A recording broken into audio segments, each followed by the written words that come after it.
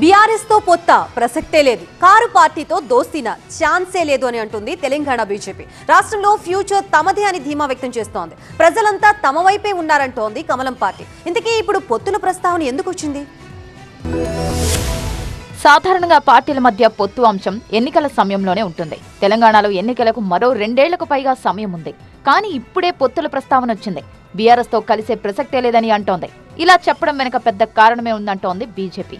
ఈ విషయంలో తమపై బీఆర్ఎస్ తప్పుడు ప్రచారం చేస్తోందట. దానికి కౌంటర్ గా ఈ ప్రకటన చేసినట్టుగా చెప్తున్నారు కమలం నేతలు. కుటుంబ పాలన కొరక లేకుంటే కాళేశ్వరం కొరక దేనికి టీఆర్ఎస్ ఉండాలి? అందరూ కూడా టీఆర్ఎస్ నుంచి బీజేపీకి లైన్ కడుతుంది.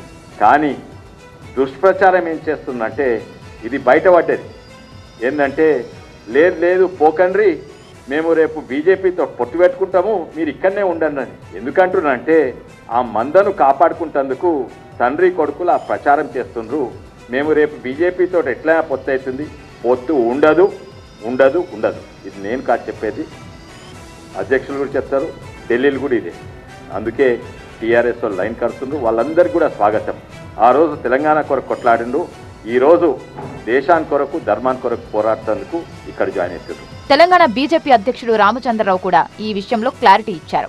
బీఆర్ఎస్ తో బీజేపీ ఎప్పటికీ పొత్తు పెట్టుకోదన్నారు.